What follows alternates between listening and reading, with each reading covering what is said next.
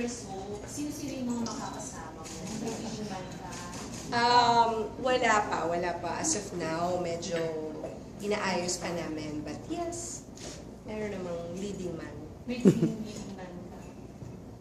May leading man pa ba ako?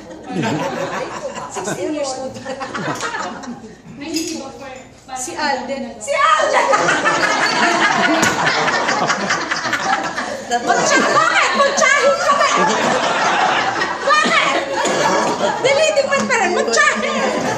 Job trial girl with me. Job trial with me. Oo! Nagalit si Nate. Nagalit si Nate. Ayaw ni Nate. Alam mo ba yung anak ko, the first time she spoke, nung nadinig niyang magsalita, sabi niya, Mami! Nagsalita! Si Yayada! Saya kasi siya. So, ganun ginagaya ko yung punto niya, Mami! Nagsalita! Anong amaze siya na nagsalita? Siguro sa kanya, no, yung parang, nagsalita. Naniwala siya, napipe. Ano ba? Miracle ba to? Ewan ko yung anak ko. Nakatawa yung anak ko eh. Napanood din ba yung commercial niya? Ang cute. O yung snake, kagabi. Ang cute niya, no? Pero may personal ano ka ba? Touch ka dun sa Gatas, ano? areas. And come on. May mga suggestions ka about the story. All sa Lagi naman. Bilang pakialamera to ako. No, but what I like about working with GMA is that they let my creativity come out.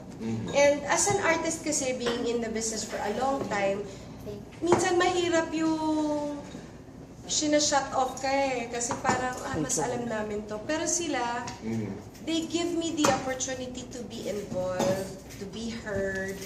Kung maganda naman yung suggestion, they make sure that it's incorporated in the story. In all of the soaps, even all the projects actually that I've done in here in GMA, I've always been involved, especially sa Sarap Diva. Like every now and then we have a meeting, talagang ninitpick talaga namin, tapos hinahayaan nila akong mag-isip, hinahayaan nila akong mag-suggest, at yun naman ang ginagawa. Kaya lang nahirapan ako kasi mahirap pala yung mga suggestion.